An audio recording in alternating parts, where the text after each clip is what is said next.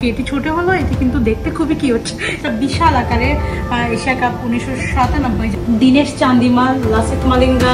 এছাড়াও এটা এমন একটি মিউজিয়াম যেখানে আমি এখন দাঁড়িয়ে আছি শ্রীলঙ্কার ক্রিকেট ইতিহাসের সবচেয়ে মূল্যবান জায়গা। অবশ্যই সবচেয়ে মূল্যবান জায়গা বলা হয় কারণ এখানেই আছে শ্রীলঙ্কান ক্রিকেটের গৌরবময় সব ইতিহাসের চিত্র। ঠিক এমনই একটি ইতিহাস হচ্ছে আমাদের সামনে দাঁড়িয়ে আছে। সেটা হচ্ছে 1975 সালে যখন শ্রীলঙ্কা প্রথমবার বিশ্বকাপে অংশগ্রহণ করে তার 21 বছর পর 1996 সালে দে বিকাম ওয়ার্ল্ড চ্যাম্পিয়ন, এবং সেটা হচ্ছে সেই চ্যাম্পিয়নশিপের ট্রফি। হ্যাঁ, আমি বলছি 1996 সালের ক্রিকেট ওয়ার্ল্ড কাপের কথা, যখন শ্রীলঙ্কা সর্বপ্রথম তাদের ক্রিকেট ওয়ার্ল্ড কাপ উঁচিয়ে ধরে। এছাড়াও এটা এমন একটি মিউজিয়াম যেখানে কাঁচে ঘেরা টিউবের ভিতরে আছে অর্জুনা রণাতুঙ্গ থেকে কুমার সাঙ্গাকারা থেকে শুরু করে সকল লেজেন্ডারি ক্রিকেটার এবং বর্তমান তরুণদের সব স্মারক, তাদের ট্রফি জয়ের মুহূর্ত থেকে শুরু করে তাদের জার্সি, তাদের ব্যক্তিগত মুহূর্ত এবং তাদের নানা স্মৃতি নিয়ে সাজিয়ে আছে এই ক্রিকেট মিউজিয়াম। আপনারা জানেন ক্রিকেটের অভিজাত ফরম্যাট টেস্ট, এবং সেই টেস্টেও কিন্তু শ্রীলঙ্কার অনেক স্মৃতি আছে, যে স্মৃতিগুলো কিন্তু এই ক্যাবিনেটে রাখা হয়েছে। আপনারা দেখছেন এই ক্যাবিনেটে অনেক ট্রফি আছে টেস্টের সিরিজ জয়ের 2000 সাল থেকে শুরু করে 2009 সাল, 2013, নানা স্মৃতি আছে যেখানে পাকিস্তান, বাংলাদেশ, ইন্ডিয়া থেকে শুরু করে অনেক দেশে কিন্তু জড়িয়ে আছে, এবং সেই স্মৃতিগুলোর সাথে জড়িয়ে আছে শ্রীলঙ্কার নামও। আমরা দেখতে চাচ্ছি, আমরা সেই জিনিসগুলো আপনাদের দেখানোর চেষ্টা করেছি। আমি এখন আরেকটি ট্রফির সামনে দাঁড়িয়ে আছি যে ট্রফির সাথে জড়িয়ে আছে বাংলাদেশের নাম।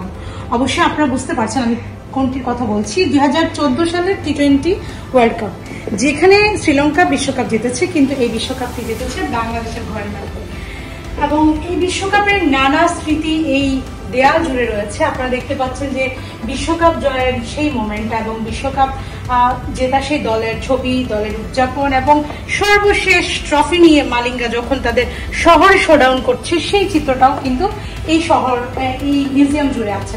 এবং সবচেয়ে স্পেশাল জিনিস হচ্ছে সেই স্কোরবোর্ডটা, যে স্কোরবোর্ড তাদেরকে আবারও চ্যাম্পিয়ন হওয়ার তকমাটা দিয়েছে। দেখুন শ্রীলঙ্কা, ইন্ডিয়া, সেই স্কোরবোর্ডটা এখনো কিন্তু তাদের ইতিহাসের সাক্ষী হয়ে এই মিউজিয়ামে দাঁড়িয়ে আছে। আরেকটি দৃশ্য দেখাতে যাচ্ছি, সেটা হচ্ছে জার্সি। এটা হচ্ছে সেই বিশ্বকাপের জার্সি, এবং জার্সির ঠিক উপরেই আছে টি-20 বিশ্বকাপে খেলা স্কোয়াডের সাইন করা ব্যাট। আমরা এখানে দেখতে পাচ্ছি দীনেশ চান্দিমাল, লাসিত মালিঙ্গা থেকে শুরু করে রঙ্গনা হেরা, দিলশান, সবার সাইন কিন্তু এই ব্যাটটিতে আছে, এবং এটাও তাদের একটা ইতিহাসের স্মৃতি।